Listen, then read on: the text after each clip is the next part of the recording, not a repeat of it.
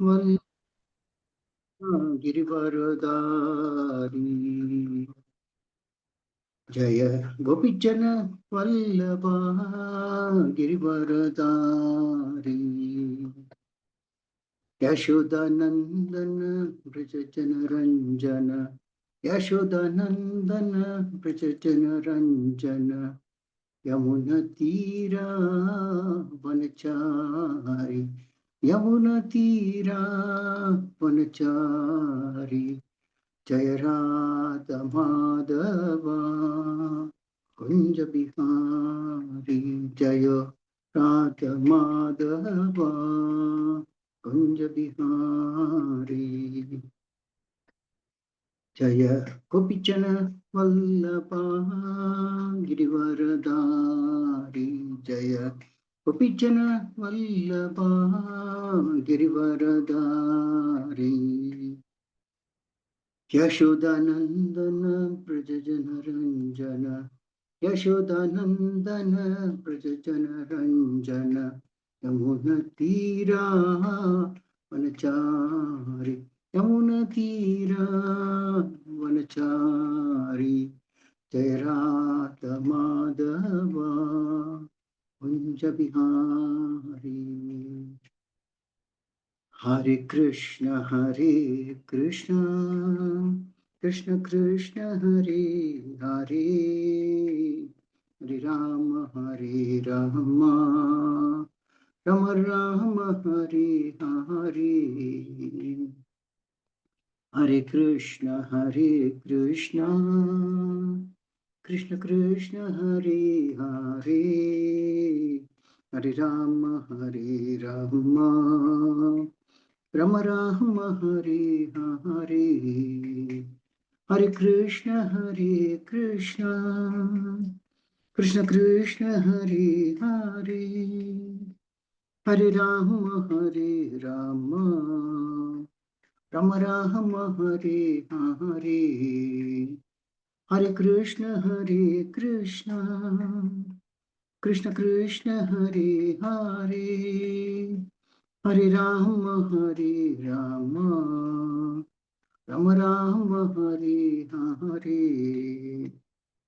हरे कृष्ण कृष्ण कृष्ण हरे हरे हरे राम राम राम हरे हरे हरे कृष्ण कृष्ण कृष्ण हरे हरे हरे राम राम हरे हरे हरे कृष्ण कृष्ण कृष्ण हरे हरे हरे राम राम हरे हरे हरे कृष्ण कृष्ण कृष्ण हरे हरे हरे राम राम हरे हरे हरे कृष्ण कृष्ण कृष्ण हरे हरे हरे राम राम राम हरे हरे हरे कृष्ण कृष्ण कृष्ण हरे हरे हरे राम राम राम हरे हरे जय प्रभुपदा जय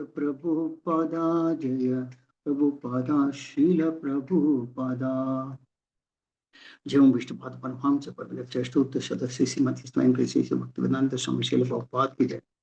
इस्कॉन संस्थापक शील प्रभुपाद की जय। जय ओम विष्णुपाद परमहंस प्रभु सदस्य श्रीमद भक्ति सिद्धांत सरस्वती गोस्वामी महाराज प्रभुपाद की जय।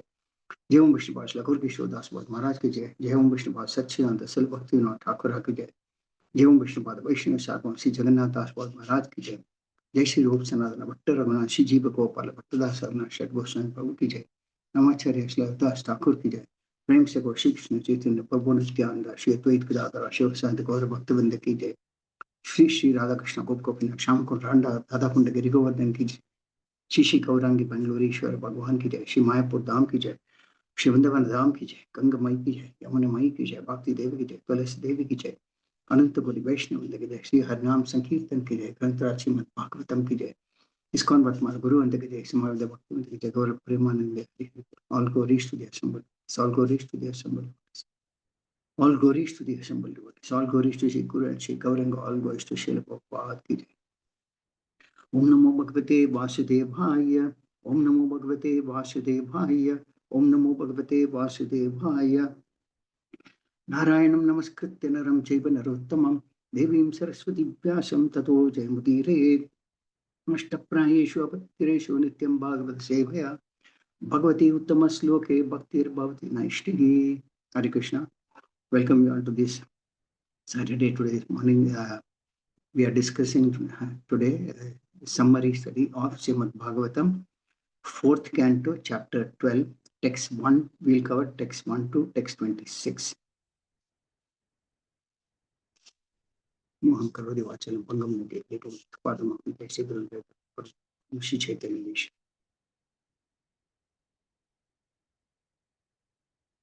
Start with text number 1. Maitreya Vacha Dhruvam Nivrittam Patibuddhya Vaishasat Apetamanyam Bhagavan Daneshwaraha Tatra Gataschara Yakshakinnaraihi Samstuyamano Nyavadat Kritanjalim. Translation Srila Prabhupada ki Jai. The great sage Maitreya said, "My dear Vidura, Dhruva Maharaj's anger subsided and he completely ceased killing yakshas.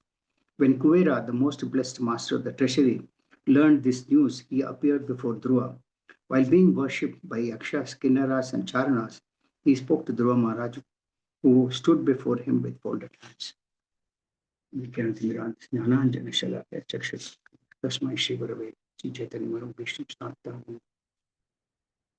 Shri Krishna Chaitanya Prabhu Nityananda Shri Advaita Shvasad Gauravata Krishna Hare Krishna Krishna Krishna Hare Hare Ram Ram Ram. So just to recollect our previous chapters, what has happened is Dhruva Maharaj, in order to avenge the killing of his stepbrother Uttama, he started fighting with the yakshas. Actually, it was one yaksha who killed Uttama, but Dhruva Maharaj was so angry that he fought with the yakshas, very severe fighting, and in the process he killed many yakshas.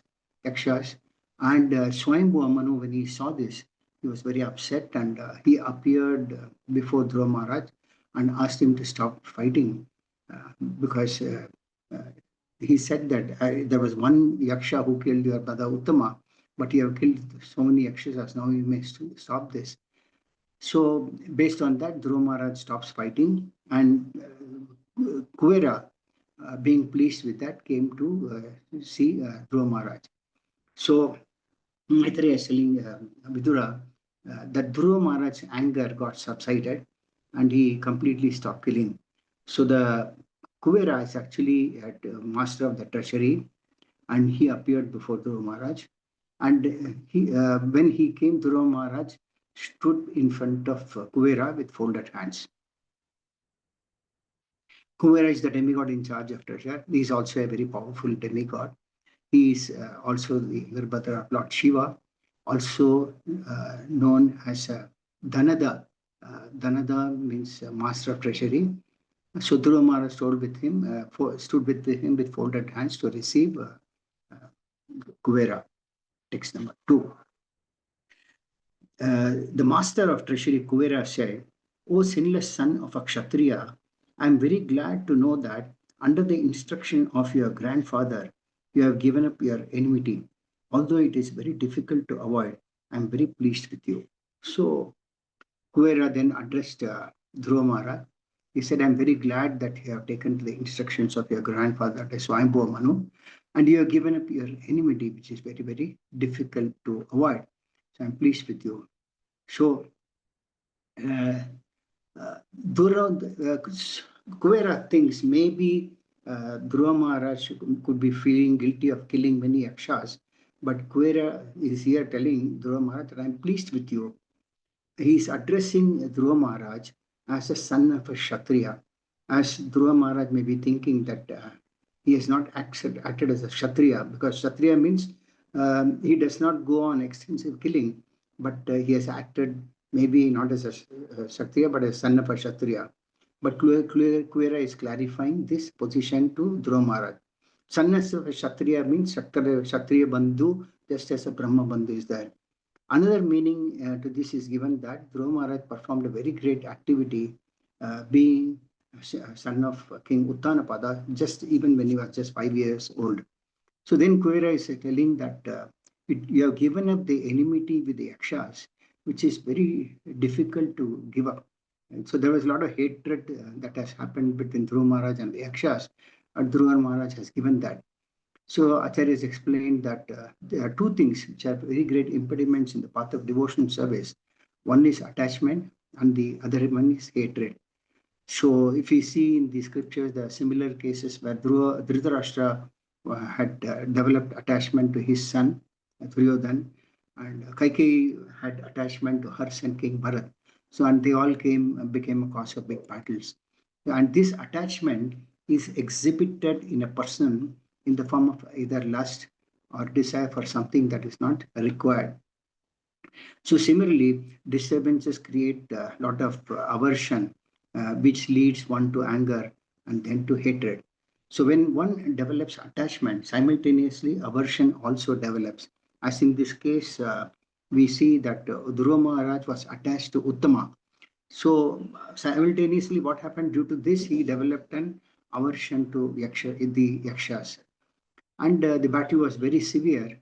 And Kuera is clarifying that Dhruva Maharaj was actually not sinful, but rather he was performing as a duty, which we'll see in the next sloka. Text number 3. Actually, you have not killed the Yakshas, nor have they killed your brother. For the ultimate cause of generation and annihilation is the eternal time feature of the Supreme Lord. So here Kuera is clarifying one more point to Dhruva Maharaj, mentioning that Dhruva Maharaj has not killed the Yakshas, nor that his brother, stepbrother, Uttama has been killed by the Yaksha. Basically, it is a time factor that has killed both the sides. So, Bhagavad Gita also, the Lord says that He is the Kalosmi. So that means the Lord, as time, arranges for the death of every living being when He comes to this material world, as to when he has to die. So, rather, Kuera says that you performed your duty as a Kshatriya, whose duty is to protect and also kill when necessary. So, this time is a very, very important power and a very powerful potency of the Lord. And the Lord Himself says in Bhagavad Gita 11:32, He said, "This time I am the great destroyer of the worlds, and I have come here to destroy all the people." That means, and further He says, with the exception of the Pandavas, all the soldiers here on both sides will be slain. So, the time factor, when a person comes to this material world, the time factor already decides as to when he will die, and nobody can stop that because time works under the instructions of the Supreme Lord. Time is an energy of the Supreme Lord. It works under the direction of the Supreme Lord. So jivas are tied in this material world by three things. One is kala, then is karma, and then guna. So here Kuvera is clarifying that it was time factor who killed the yakshas. And both Dhruva Maharaj in this case and the yakshas were only instruments in the hands of the Supreme Lord in the form of time. So the death was already fixed for them as to when they will die. Text number 4. Misidentification of oneself and others as I and you on the basis of the bodily concept of life is a product of ignorance. This bodily concept is a cause of repeated birth and death, and it makes us go on continuously in material existence. So here Kuvera is further clarifying that whatever we have, we look at everything from the bodily platform. That's why we always say I and me and mine and so forth. And this, when this happens, due to the forgetfulness of our relationship with the Lord. So Srila Prabhupada mentioned that all the jivas are part and parcel of the Supreme Lord. And the I and you are all products of ignorance due to the bodily concept of life. They consider as the body as all in all. Whereas the spirit soul, the real truth is that all are spirit souls within, and all the spirit souls are the same equal. There is no difference in terms of the soul that is present in one body to the other. So all are as good as equal as the children of the Lord. And when the hand works in the interest of the body, then there is a perfect cooperation. But if the hand wants to work independent of the body, then there is always a disturbance, and that is not a perfection. So, being all the living entities being the part and parcel of the Lord, their only interest is to serve the Lord, who is the whole, the supreme whole. And then, in that case, when the service takes place, then there is harmony. And this service is supposed to be done without any self-interest, being constitutionally bound. For example, the hand cannot expect anything for the service that it does to the body. Similarly, all the living entities are expected to constitutionally to serve the Lord without having any self-interest. Also, there is mentioned that as the Lord is situated in all the living entities as Paramatma, one should not cause any harm or pain to any living entities. In fact, Srila Bhakti Siddhanta Saraswati Thakura has quoted that one should not find even a fault in other living entities based on their external bodily form, because they're all Lord's creations. The soul is the same, and the Lord who is situated as Paramatma is in every living entity is also the same. He said that one should not harm any other living entities, and rather if we create some, if by mistake we some wound happens in our body, we always try to heal that wound. So similarly, we should try as far as possible not to create any harm or injury to other living entities. They also mentioned that service to the Supreme Lord includes service to all the living beings, as all the living entities are within the Supreme Lord also. That means you see that all the living entities are situated within the Lord, and the Lord is also situated within all the living entities. So when one renders service to the Supreme Lord, the service to all the other living entities is also taken care of. Just like by watering the root of a tree, the water reaches all the trunks and branches. So by serving the Supreme Lord, one automatically serves all the living beings who are also situated within the Supreme Lord. So there is a mention that many times we may have this understanding, but then the application could go wrong, or we might not apply this philosophy. Even Lord Kapila, in his instructions to Mother Devotee in the third canto of Srimad Bhagavatam, he says that if one tries to worship me in the form of the deity form, but not honoring or respecting the other living entities, which are also part and parcel of the Lord, then he has got a separatist mentality, and it is just like pouring ghee into ashes. Instead of pouring ghee into the fire, one is pouring ghee into the ashes. But if one worships the Supreme Lord properly, then he worships the others also properly. Text number 5. Tadgacchadruvapadram te Bhagavantam adokshajam sarvabhutatma bhavena sarvabhutatma vigraham. He says, my dear Dhruva, come forward.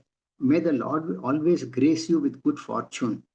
The Supreme Personality of Godhead, who is beyond our sensory perception, is the supersoul of all living entities, and thus all living entities are one without distinction. Begin therefore to render service unto that transcendental form of the Lord, who is the ultimate shelter of all the living entities.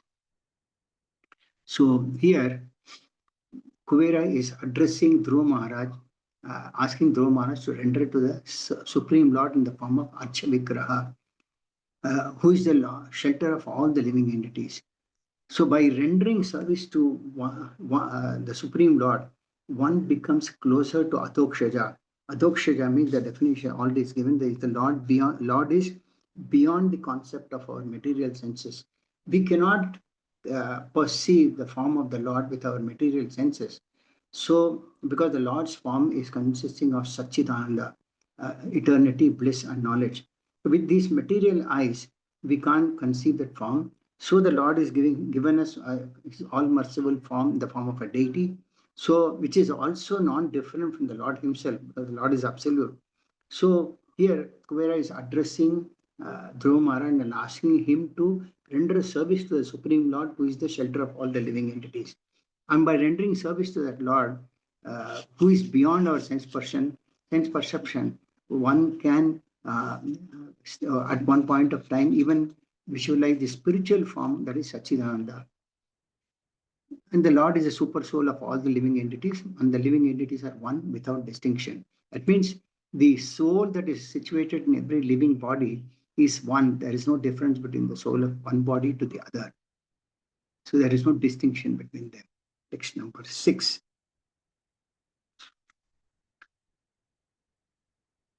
Then he further says, engage yourself fully, therefore, in the devotional service of the Lord, for only He can deliver us from this entanglement of materialistic existence.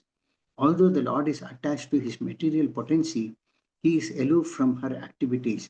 Everything in this material world is happening by the inconceivable potency of the Supreme Personality of Godhead. Here there are some important points. It is mentioned that Dhruva Maharaj should engage himself in the devotional service of the Lord. And this devotional service of the Lord is the only way by which one can get free from the entanglement in this material world. Now, uh, here there is a word called bhajasva.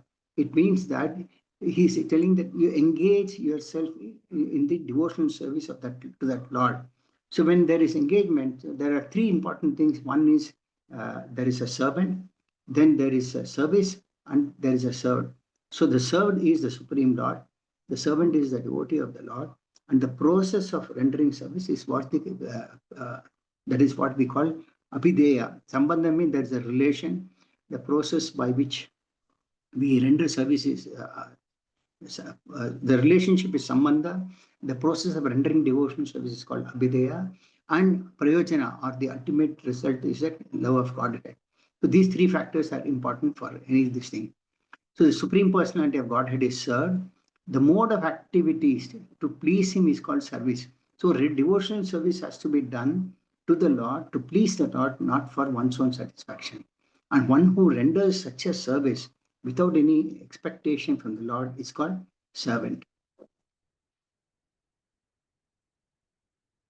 And the Lord Himself says in Bhagavad Gita, Mami Ekam Sharanam Braja. That means this service is to be rendered to the Supreme Lord only, and not to anyone else, and not to any of the demigods also, not to any of the living entities also.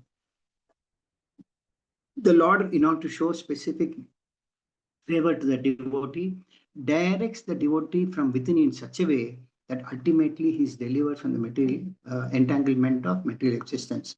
So Lord Himself says that He gives the intelligence by which the devotee comes back to Him. But other than the Supreme Lord Krishna, no one else can deliver a living entity from the entanglement of this material world. So this material energy that is there is also a manifestation of the one of the Supreme Lord's potencies. The material energy is also non-different from the Lord, but at the same time, He has nothing to do with the material energy. This is a very important point, because the creation is done by the Lord. So it is as good that the material energy is non-different from the Lord. But at the same time, the Lord has nothing to do with this material energy, and the Lord is aloof from this. And He is not affected by any of this material energy. Like the Jiva is also Sachidananda. But when he comes to this material world, he is put into when he is affected by three modes, he gets entangled within the three modes. But the Lord is aloof from this, and He is not affected at all. But then when the living entity starts engaging himself in devotional service, then he becomes attached to this service. So we have a lot of attachments in our life. Like I mentioned, attachment and aversion, these are two impediments. So when the same attachment is diverted to the Supreme Lord by rendering devotional service, then the Lord Himself also becomes attached to this service. That when the Lord is pleased with the service of a devotee, then the Lord also becomes attached to this service. When we say that He is attached, it is not a material attachment like the way we have. So this situation is what is called yuktam in this sloka. So there are two important points in this sloka. One is yuktam, and the other one is virahitam. So yuktam is getting attached, but for the devotees of the Lord is present even in the material energy, and this is the inconceivable potency of the Lord. That means a devotee sees the Lord even within the material energy. A non-devotee may not see a lot. That's why we have so many atheists. We have so many people who have so many misconceptions of the Lord. But uh, the material energy is such that the Lord is creating, but at the same time, the devotees can see that whatever is happening in the material energy, the Lord is the cause of that. Now, virahitam. Now, yuktam means attachment, and virahimitam is detachment. So, although the Lord is the material energy is a potency of the Lord, he is aloof from it. So, yuktam is attachment, and virahitam is detachment. Just as we are also a part and parcel of the Supreme Lord, the material energy is also one of the energies of the Lord. And the Lord himself says in Bhagavad Gita 9:4, he says that by me in my unmanifested form, this entire universe is pervaded. All beings are in me, but I am not in them. So he says that all the living entities are in me, but when he says I am not in them, he is detached from this material world. And rather, here, the Lord is telling that uh, he should rather perform his duty. Uh, the Lord has given freedom to all the living entities. Now, Kuvera is telling Dhruva that he should do his duty, but he should not become attached to it. He has to be responsible in the performance of his duty, but at the same time, he has to be detached. Just as a father, he provides all the necessities to all his children, but at the same time, he should not be attached to the results. If one is detached, then a time comes when one will become frustrated. So here, Dhruva Maharaj is asked to worship the Lord who has 8 features. The Lord has got 8 features. Go through that. Uh, One is Adokshajam, that is, he is beyond sensory perception. The super soul of all living entities. The Lord is the super soul of all living entities who are thus one without distinction. He is Vigraham, that means he is transcendental in form. Then he is Bhajaniyang Rim, that means his lotus feet are worshipable. And then he is Abhavaya, that means he is without birth or death. He is Bhavachiddam. Bhavachiddam means he delivers one from material existence. Then he is Yuktam, that means he is joined to Maya because it is the Shakti. Maya has got a relationship with the Lord because it's one of the energies of the Lord. Virahitim means he is aloof from Maya because it is not his Rupa. The Lord's Swarupa is Satchidananda. So he is away from Maya at the same time. So simultaneously he is within it. At the same time, he is not, he is aloof from it.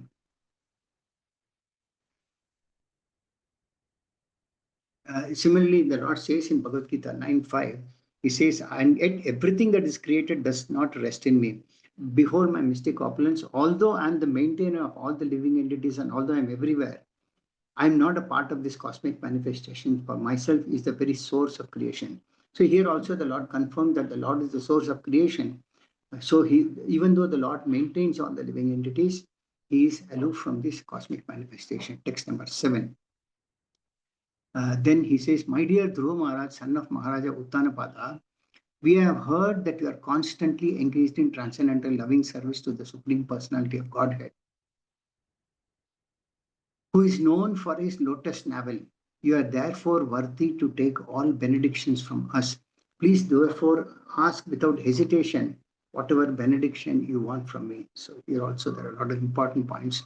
So Dhruva Maharaj is being addressed as a son of King Uttanapada because King Uttanapada was also not only a great king but also a great devotee of the Lord.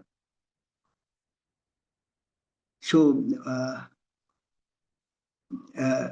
Kuvera feels that being a great devotee of the Lord, Dhruva Maharaj, who has performed a lot of loving service to the Lord, who is known as Pankaja, once again,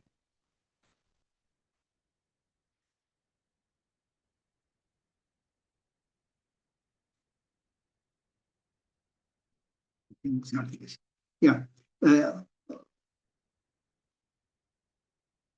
the Lord has got a lotus navel. It is not in this. Sorry, mix up. So Dhruva Maharaj being pleased, he deserves a benediction from the Lord. benediction, and Kuvera wants to offer this benediction.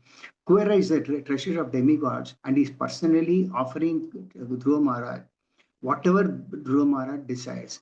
But Srila Bilamangala Thakura says that one who engages in the devotional service of the Lord, for all these material benedictions, wait like maidservants. In fact, he says that generally people ask for liberation, but liberation or Mukti Devi is already waiting at the door of a devotee who is rendering service. So, Kuvera already heard that Dhruva Maharaj was in the stage of Samadhi. Samadhi means always thinking of the lotus feet of the Lord. So he felt that he should be given some benediction. And he knew that there was nothing desirable within the three material world that Dhruva Maharaj could not get. And he also knew that Dhruva Maharaj would not ask for anything but to remember the lotus feet of the Lord constantly.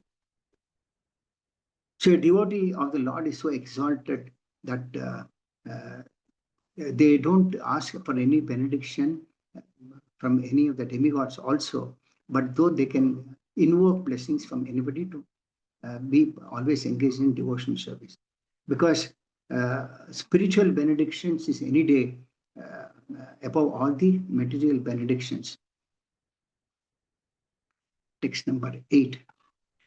The great mage said, Maitreya continued, my dear Vidura, when thus asked to accept a benediction from Kuvera, the Yaksharaja, king of Yakshas, Dhruva Maharaj, that most elevated pure devotee, who was an intelligent and thoughtful king, begged that he might have unflinching faith in and remembrance of the Supreme Personality of Godhead.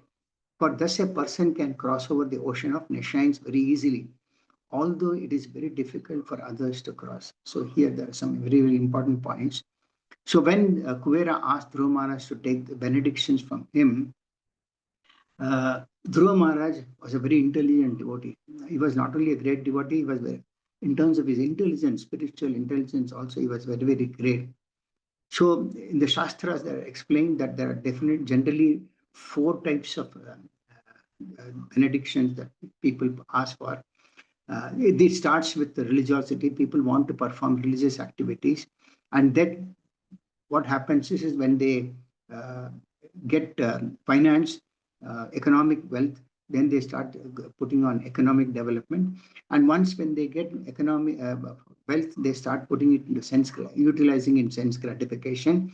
And finally, what happens is when one engages in sense gratification, one gets fed up with it, and he wants liberation. So these 4 principles are all, as per Shastra, as Chatur Vargas.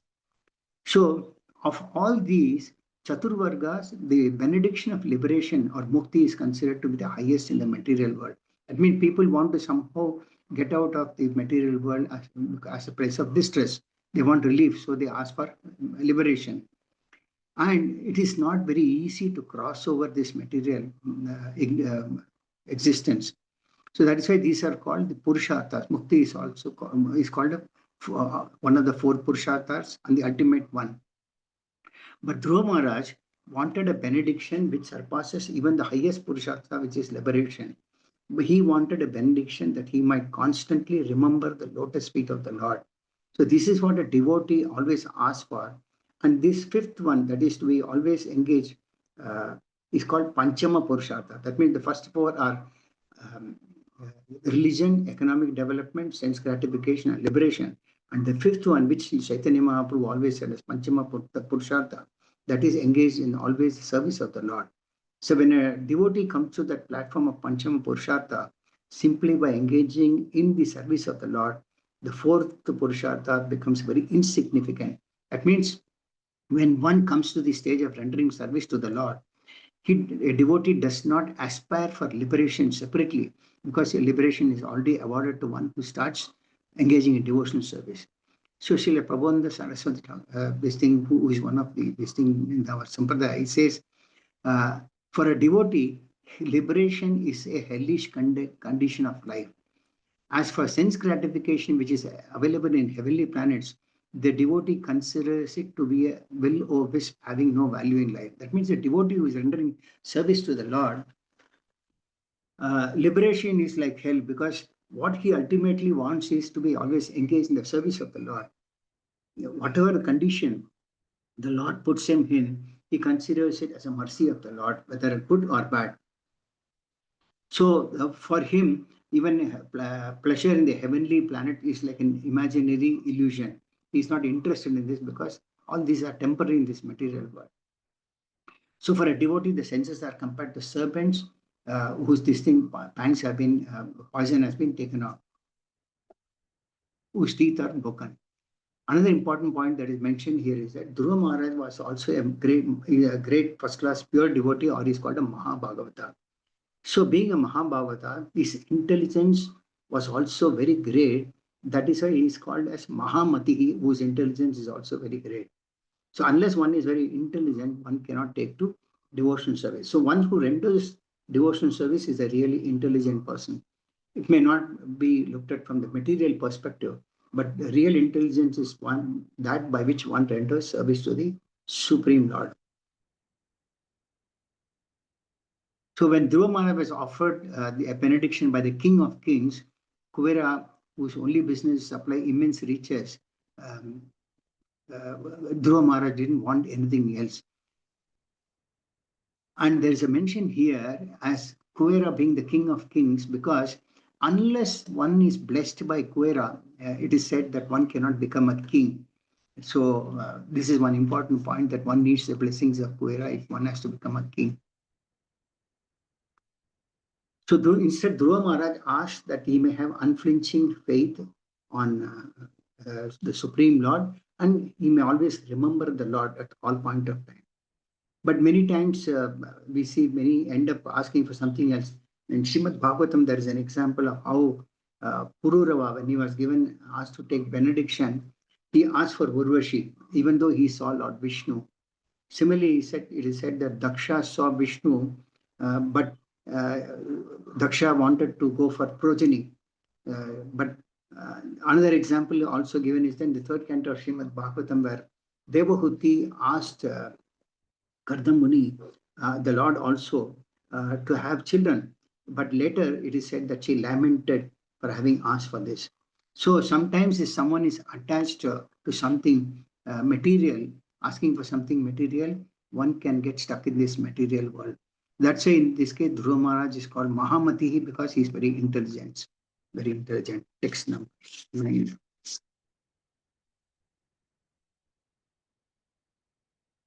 तस्य प्रीतेन मनसा तां दत्त्वै दविडस्ततः पश्यतोऽन्तर्ददेत् सोऽपि स्वपुरं प्रत्यपद्यत. The translation just said, the son of Idavida, Lord Kuvera, was very pleased, and happily he gave Dhruva Maharaj the benediction he wanted. Thereafter he disappeared from Dhruva's presence, and Dhruva Maharaj returned to his capital city. So Kuvera is one of the demigods, and he may put argument. One might say, why did Dhruva Maharaj take a benediction from a demigod? The answer is that for a Vaishnava, there is no objection to taking a benediction from anyone, as long as it is favorable to Krishna consciousness. Whether it's a demigod or any other personality, a Vaishnava can take benedictions from anyone as long as it is favorable to his Krishna consciousness.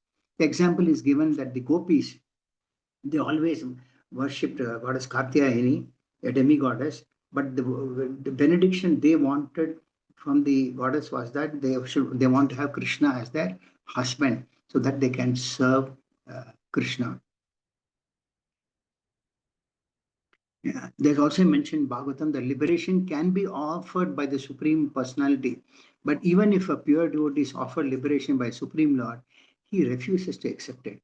Dhruva Maharaj did not ask Kumera for transference to the spiritual world. Dhruva Maharaj, if one is transferred to the spiritual world, automatically is liberated and becomes free from material entanglement and suffering. But Dhruva Maharaj was so intelligent that he didn't ask for that also. He asked that wherever he remains, whether in the material world or the spiritual world, he should always remember the Supreme Personality of Godhead. That should be the goal of everyone's life, because ultimately What really in fact is very important is whether we remember the Lord at the point of our leaving our body, and that comes only when we are constantly engaged in the service of the Lord. So the Lord, being situated in the heart of Kuvera, inspired Kuvera to ask Dhruva Maharaj for a benediction, and the Lord, situated in the heart of the Dhruva Maharaj, asked for remembrance of the Lord. One example that is given is that in Chaitanya Charitamrita, it is said, Srila Krishnadas Kavira Goswami, who compiled the Chaitanya Charitamrita, he starts in the beginning itself seeking blessings from all devotees, senior, junior, and also he starts asking blessings for those who are Vaishnavas who are to take birth. That means he's asking blessings from seniors, juniors, and those who are Vaishnavas who are going to take birth. So this is the mood of a devotee. Text number 10. As long as he remained at home, Dhruva Maharaj performed many great ceremonial sacrifices in order to please the enjoyer of all sacrifices, the Supreme Personality of Godhead. Prescribed ceremonial sacrifices are especially meant to please Lord Vishnu, who is the object of all sacrifices and who awards the resultant benedictions. So, according to the four Varnas and Ashramas, Kshatriyas and Vaishyas are especially advised to perform sacrificial ceremonies and to distribute whatever wealth that is accumulated by them liberally. So Dhruva Maharaj, as a king and ideal Kshatriya, he also performed many such sacrifices, and whatever he earned through the sacrifices, he also distributed very liberally in charity. So Kshatriyas and Vaishyas are meant to earn money and accumulate great riches.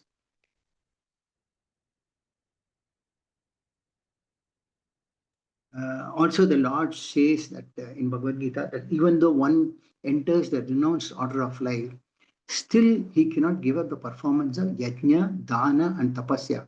That means tapasya, yajna, and dana should always be performed by anyone in any ashrama. They are never to be given up. Tapasya is meant for the renounced order of life, but those who are retired, that is for those who are retired from worldly activities, should perform tapasya, penance, and austerities. But those who are in the material world, the Kshatriyas and Vaishyas, must give charity. The brahmacharis in the beginning of their lives should perform different kinds of yajna. So each and every ashrama has got a duty to perform. And Dhruva Maharaj, as an ideal king, it is said that he practically emptied his complete treasury by just giving everything in charity. He set a perfect example because the Shastras clearly explain that the king is not meant simply to realize taxes from the citizens and accumulate wealth to spend in sense gratification. So, one reason for a king to levy taxes is that he utilizes for the development of the uh, state. He cannot utilize that for sense gratification. And it is because the system of monarchy has failed, we see that there is a lot of corruption going on. So earlier the taxes were accumulated for performing also great sacrifices enjoined in Vedic literature. But at the moment, most of the sacrifices have come to an end. So therefore, Shastra has explained that in this age of Kali, one should perform Sankirtana Yajna. And anyone, any householder, regardless of his position, can perform this Sankirtana Yajna without any expenditure. Srila Prabhupada is emphasizing the point that Krishna conscious movement is based on this principle, that is, chant Hare Krishna mantra at every moment as much as possible, both inside and outside the temple, and as far as possible, distribute prasada. This process can be accelerated with the cooperation of state administrators. Simply by liberal distribution of prasada and sankirtana, the whole world can be peaceful and prosperous. Now, although Dhruva Maharaj was a great devotee, had nothing to do with these sacrifices, just to set an example to the people, in general, he performed these sacrifices and gave all wealth in charity. There is one word that is mentioned in this purport sloka, karma phala paradam. That means the Lord awards everyone different kinds of karma results, the karma that living entity performs and desires. He is the super soul present in everyone's heart. So he is kind and liberal, that he gives everyone full facilities to perform whatever acts one wants. Similarly, if one wants to engage himself fully in devotional service, the Lord gives him full facilities for that also. And the devotee enjoys the results. The Lord is not, because of that, the Lord is known as Karma Phala Prada.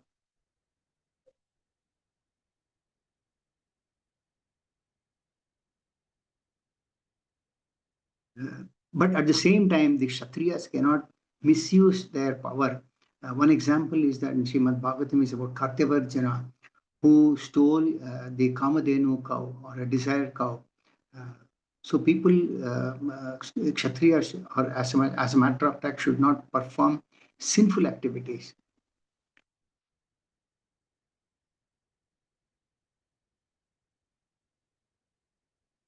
Text number 11.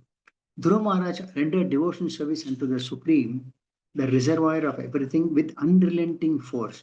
While carrying out his devotional service to the Lord, he could see that everything is situated in him only, and that he is situated in all living entities. The Lord is called Achyuta because he never fails in his prime duty to give protection to his devotees.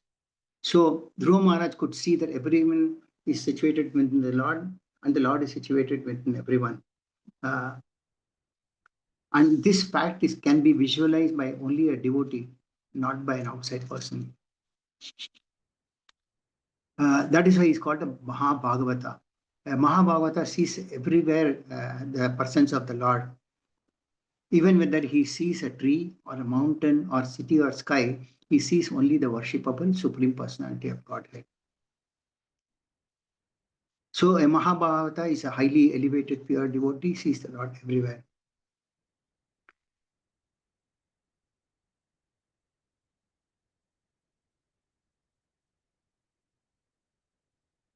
Text number 12. Dhruva Maharaj was endowed with all the godly qualities. He was very respectful to the devotees of the Supreme Lord and very kind to the poor and innocent. And he protected religious principles. With all these qualifications, he was considered to be direct father of all citizens. So these are some of the qualities of Dhruva Maharaj which are mentioned here. Uh, uh, I will just go through one by one. Tameva Shila Sampannam, that means he was endowed with all godly qualities.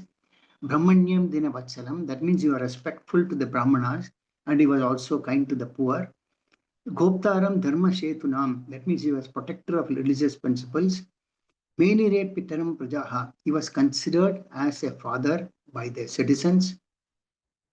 The citizens looked at Dhruva as a father, and as a child, depending on the father, is completely satisfied. So the citizens were all protected by Dhruva Maharaj. These were the qualities. Text number 13. Dhruva Maharaj ruled over this planet for 36,000 years. He diminished the reactions of pious activities by enjoyment, and by practicing austerities. He diminished inauspicious reactions.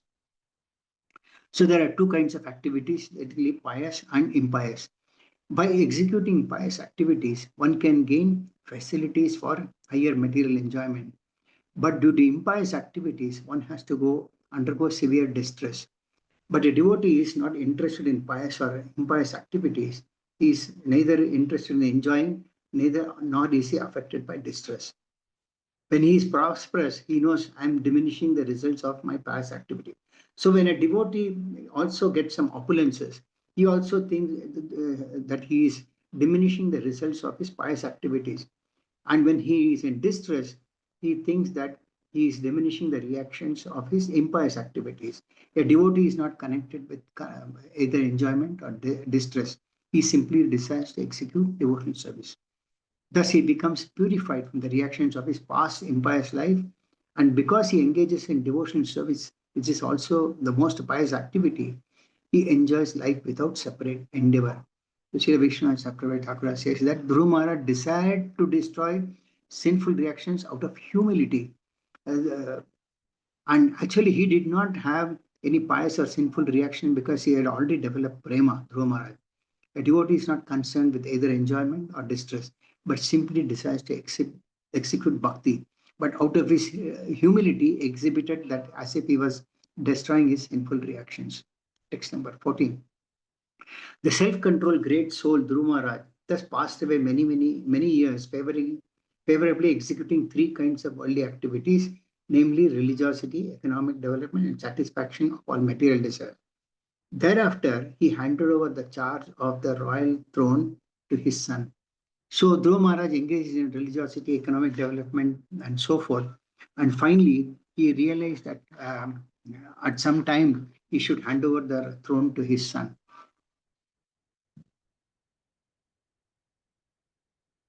And the moment he saw that his son had grown up and could take charge, he handed it over to him and retired from all material engagements. He was not disturbed by any of his senses or sensory power. Even though he was very old, he had complete control in his senses. It is said that he ruled over the world for 36,000 years. So naturally, one might think that he might have become very, very old. But it is mentioned that in the purport that his senses were still very, very young. And he was not still interested in any sense gratification. Rather, he remained self-controlled. He performed his duties perfectly according to a materialistic way. That is the way of behavior of a great devotee. That means the devotee exhibits performing duty like any other materialist, but that is not internally, he is not situated in the material platform. So one example Srila Prabhupada gives in the purport is about Srila Raghunath Das Goswami, a disciple of Lord Chaitanya. He was son of a very rich man. So he had no interest in enjoying material happiness when he was interested with doing something to manage the state. He did it perfectly. So Chaitanya Mahaprabhu advised him, from within, keep yourself and your mind completely aloof, but externally execute the material duties just as they need to be done. That means one should execute his material duties as they need to be done, but internally one should keep aloof from that.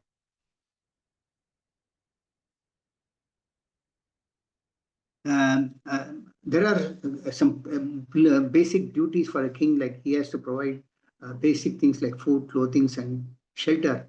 So, without providing these basics, if one tries to say that one should take up spiritual life, citizens will not take up. So, king has a duty to provide these basic necessities, and then he can make others a devotees of the Lord. Text number 15. Srila Dhruva Maharaj realized that this cosmic manifestation bewilders living entities like a dream or phantasmagoria because it is a creation of the illusory external energy of the Lord. So Dhruva Maharaj, being a seasoned devotee, could realize that this cosmic manifestation is basically like a phantasmagoria or a dream, and it is an illusory energy of the Lord, external energy. So, being a self-realized person, Dhruva Maharaj knew that the truth or a reality, that behind this reality there is something beyond, that is a spiritual world. So, a devotee is always interested in spiritual world, not its shadow. So, at the final stage of life, that is when you are entering the Vanaprastha stage, one has to develop detachment from all that is materialized, that is there. So Dhruva Maharaj developed that detachment at this stage, and he realized that family and everything was illusory and not a permanent thing. So example is given, like even Srila Prabhupada during the early days of his preaching, he was doing everything like cooking and cleaning and everything, preaching extra. But gradually as he developed, it is said that he developed this GBC and handed over responsibilities. So morning it is said that he would give classes to his devotees, evening to the public, he would give classes, and daytime he would meet the leaders and give them counsel, etc. Srila Rupa Goswami mentions that one should not observe Falgu Vairagya. Falgu Vairagya is, many say that I don't want this, I don't want that, but rather one should utilize everything in the service of the Lord. And then the ultimate stage is that when one starts using everything in the service of the Lord, at the same time, at the final stage, one should start giving up and become free from attachment when there are others to take care of the society. That means one should not become attached throughout their life, rather, one should become free from attachment. Next, number 16. Thus, Dhruva Maharaj at the end left his kingdom which extended all over the earth and was bounded by the great oceans. He considered his body, his wives, his children, his friends, his army, his rich treasury, his very comfortable palaces, and his many enjoyable pleasure grounds to be creations of the illusory energy. Thus, in due course of time, he retired to the forest in the Himalayas known as Badrikashrama. So, in the beginning of his life, Dhruva Maharaj went to the forest in search of the Supreme Personality of Godhead. And then he got something which more than what he desired. But then after that, he realized that everything was an illusory energy of the Lord.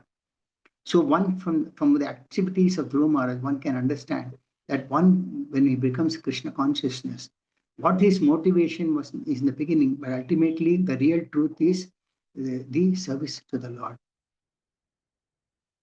And rest everything like family, society, and relations and all are temporary. Text number 17.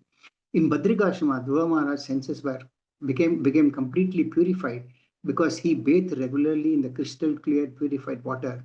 He fixed his sitting position and by yogic practice controlled the breathing process and the air of life. In this way, his senses were completely withdrawn. Then he concentrated his mind on the Archa Vigraha form of the Lord, which is the exact replica of the Lord, and thus meditating upon him entered into complete trance. So Dhruva Maharaj went to Badrikashrama and he started worshipping the Archa Inka, the form of the Lord, which is also a representation of the Lord, non-different from the Lord. So devotees engage in the service in the temple in the same Archa Vigraha. The Archa form may be made of material objects like stone, metal, etc.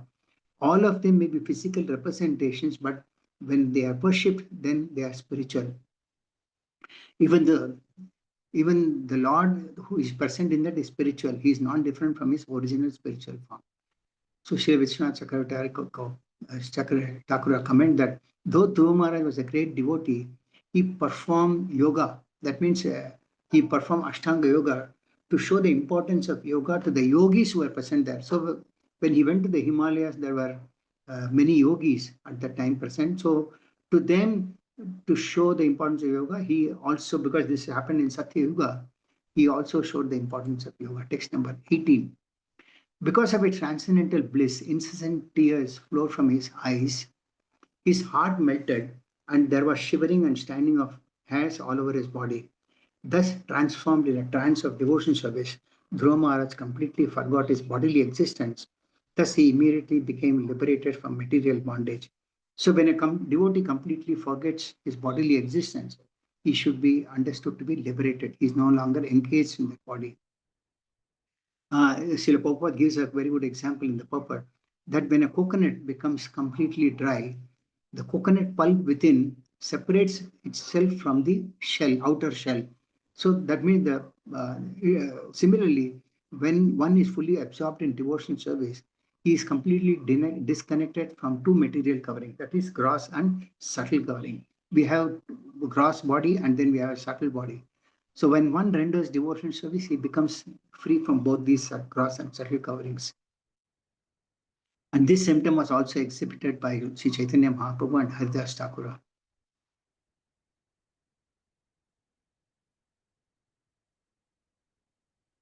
One point that is mentioned here, just as a coconut taken from a tree immediately begins to dry, it simply takes some time for the shell and pulp to separate one from the other. But similarly, when one starts practicing devotional service, it takes some time to mature. One important point is Mukta Linga. Mukta means liberated and Linga means the subtle body. When a person quits his body, it is the subtle body of mind, intelligence, and false ego which carries one to the new body. But even within the present body, the subtle body carries it from one stage to the other. So, but with performance of devotional service, one should become free from the subtle body also. This freedom is what is called Mukta Linga. So some of the qualities that Dhruva Maharaj had or exhibited, ecstatic symptoms are mentioned here. Ananda Bashpa Kalaya, that is, he was having incessant tears from his eyes of bliss. Then Vikilalyana Hridayaha, melting of the heart. These are all words mentioned in this sloka. Pulka Chitango, that means hair standing at the end. Natmanam Asmarat, forgetting his bodily existence. Mukta Linga, freedom from subtle body. So these are all qualities that Dhruva Maharaj exhibited. Text number 19. As soon as the symptoms of his liberation were manifest, he saw a very beautiful airplane coming down from the sky, as if the brilliant full moon were coming down, illuminating all the 10 directions. So the purport, Srila Prabhupada mentions about there are different levels of acquiring knowledge. One is called direct knowledge. Then second is called knowledge received from authorities. Then transcendental knowledge, knowledge beyond the senses, and finally spiritual knowledge. So in the beginning, one might get a direct knowledge from someone. In the second stage, one might receive knowledge from authorities. In the third stage, when one starts thinking, he starts getting the transcendental knowledge. And knowledge at the fourth stage, he sees everything partially from the spiritual point of view. And finally, in the final stage, he sees everything from the spiritual perspective only, without any material aspect. So when one starts surpassing the stage of acquiring knowledge, by the descending process, one can come to the fifth stage also, that is seeing everything from the spiritual perspective. So Srila Prabhupada mentioned that by the gradual process of advancing in Krishna consciousness, one can rise to the platform of complete knowledge. Text number 20. Dhruva Maharaj saw two very beautiful associates of the Lord in a plane. They had 4 hands and a blackish bodily luster. They were very youthful and their eyes were just like reddish lotus flowers. They held clubs in their hands and they were dressed in very attractive garments with helmets and were decorated with necklaces, bracelets, and earrings. So when Dhruva Maharaj went to the Himalayas for the Vanaprastha stage, at that time an airplane from Vaikuntha came, and from that airplane two very beautiful associates of Lord Vishnu came out, and they had 4 hands and they had bodily luster. They had club in their hands. They were dressed in attractive garments. Text number 21. Dhruva Maharaj, seeing that these uncommon personalities were direct servants of the Supreme Personality of Godhead, immediately stood up, but being puzzled in hastiness, he forgot how to receive them in the proper way. Therefore, he simply offered obeisances with folded hands and chanted and glorified the holy names of the Lord. This is a very important point in this sloka. So when Dhruva Maharaj saw the Vishnu Dutas, who are direct associates of the Lord, he was puzzled because he didn't know how to receive them. Because one thing was he was in the Himalayas and he was an innocent person. So we might see that many times when people are innocent, they may not know how to receive a guest at home. So Srila Prabhupada, in this sloka, there is mentioned that simply by chanting the holy name of the Lord, one can satisfy the uncommon guest also, who has all of a sudden arrived at home. The chanting of the holy name is perfect. So even if one does not know how to please Lord Vishnu by mantra or any other form, simply by chanting the holy name of the Lord, everything becomes perfect. So even if one does not know the various mantras that are given in the Vedas, etc., but in any occasion, even if one doesn't know how to receive a guest, by simply chanting the holy name of the Lord, everything is perfect. This is the absolute nature of Mahamantra. Text number 22. Dhruva Maharaj was always absorbed in thinking of the lotus feet of Lord Krishna. His heart was full with Krishna. When the two confidential servants of the Supreme Lord, who were named Nanda and Sunanda, approached him smiling happily, Dhruva stood with folded hands, bowing humbly. They then addressed him as follows. Here, the Lord is addressed as Pushkar Nabha, which means the Lord has got a lotus navel. I was looking for this word only in the earlier verses. The 2 important points in this verse is that Pushkar Nabha, the servants were named as Nanda and Sunanda. They were servants of the Lord, who is Pushkar Nabha, who has got a lotus navel. And another important point that is mentioned in this verse is Sammata. That means they both were confidential and were very obedient servants. Srila Prabhupada mentioned that the material base of life is that there is always disobedience, but the spiritual way of life is that there is obedience to the will of the Lord. all living entities being part and parcel of the Supreme Lord, they are supposed to be always agreeable to the order of the Supreme Person. That is perfect oneness. And further mentioned that in the Vaikuntha world, all the living entities are in oneness with the Supreme Godhead because they never defy his orders. Whereas in the material world, they are not sammata, they are always asammata. Asammata means they are always disagreeable. So this form, human form of life, is a chance to be trained to be agreeable to the orders of the Supreme Lord. So the example of Dhruva Maharaj is very, very fitting in this case. Simply by becoming agreeable to the orders of the Supreme Personality of Godhead and by developing love of Godhead, Dhruva got the chance to personally meet the confidential servants of the Lord face to face. So what was Srila Prabhupada mentioned that what was possible for Dhruva Maharaj is possible for everyone. Anyone who is seriously engaged in devotion service can obtain this in due course of time. That is the perfection of human form of life. 23. Nanda and Sunanda, the two confidential associates of Lord Vishnu, said, "Dear King, let there be all good fortune for you, unto you. Please attentively hear what we shall say. When you were only 5 years old, you underwent severe austerities, and you thereby greatly satisfied the Supreme Personality of Godhead." So these Nanda and Sunanda, the two confident, they were very confidential associates of the Lord. And they, when they came, they addressed Dhruva as, "Let there be all good fortune unto you."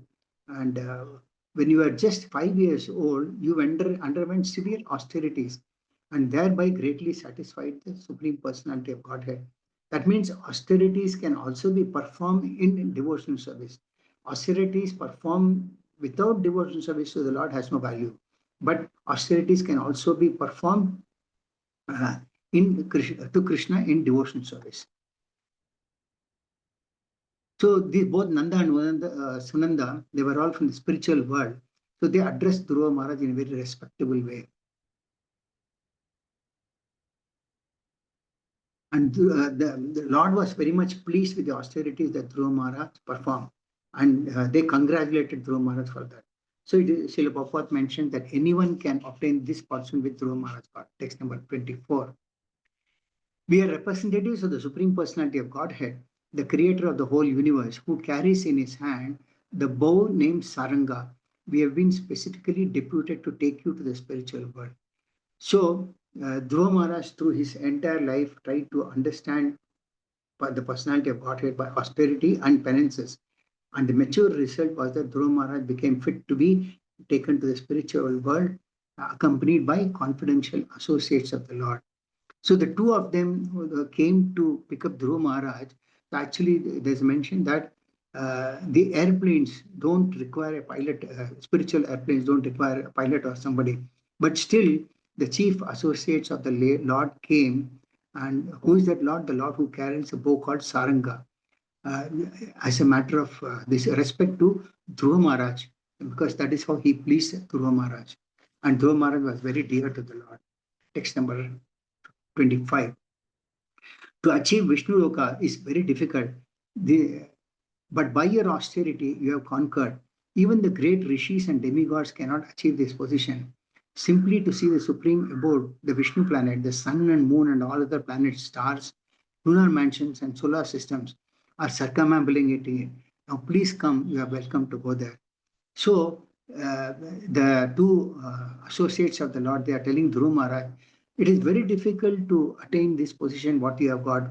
But a devotee, by executing devotional service, not only realizes what the spiritual world is, but actually goes there to live an eternal life of bliss and knowledge. And this is an example of Dhruva Maharaj case. Though it is very difficult, he got it. Text number 26. This is the last sloka. They tell Guru Maharaj, dear King Dhruva, neither your forefathers nor anyone else before you ever achieved such a transcendental planet. The planet known as Vishnu Loka, where Lord Vishnu personally resides, is the highest of all. It is worshipable by the inhabitants of all other planets within the universe. Please come with us and live there eternally. So the associates of the Lord Vishnu reminded him that his forefathers or anyone else have not gone to that Vishnu Loka where Lord Vishnu resides, but you have attained this by your devotional service. So there are a few important points that they emphasize on this. They are asking Dhruva Maharaj to reside in Vishnu Loka. One is it is very rare to achieve, and that second point is that it is circumambulated by all the planets, attained neither by your forefathers nor anyone else. That means not only your forefathers did not attain it, nor great personality like Brahma or Shiva attained that planet. So please come. Then they say that this is a place where Lord Vishnu resides in this place. And the last point is that it is worshipable by the inhabitants of all the other planets. That means this place where Dhruva Maharaj is being taken to is worshipped by inhabitants of all the other planets. So these are the points that they emphasize, asking Dhruva Maharaj to accompany him to the spiritual world. So this is how Dhruva Maharaj goes back to Godhead. The rest of the verses from text 27 onwards will be taken by the next speaker in the next session. With this, I conclude the class for the day. If anyone has got any questions or any comments for the next couple of minutes, they can ask me.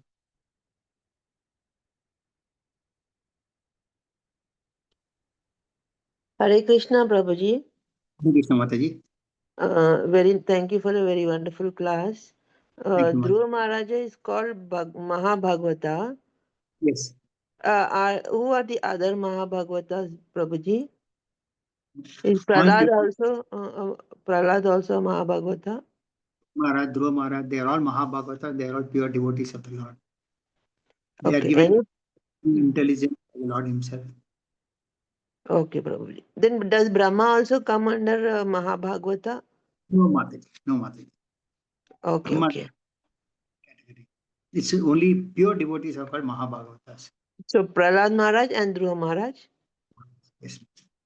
Thank you very much, Prabhuji. Hare Krishna. Hare Krishna, Prabhuji. Thank you, Prabhuji. Hare Krishna, Mataji. Anybody else? Thank you, Prabhuji. Dandavat pranams. Hare Krishna. Okay. Dandavat pranams. Hare Krishna. Thank you, Prabhuji. Hare Krishna. Dandavat pranam. Thank you all very much.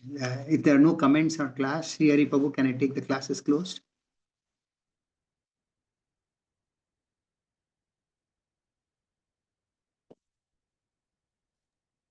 Yeah. Yes, Prabhuji. Thank you very much. Thank you all very much. Ganta Srimad Bhagavatam ki jai. Srila Prabhupada ki jai. Hare Krishna, Prabhu, Dandavat pranam. Krishna, Dandavat pranams.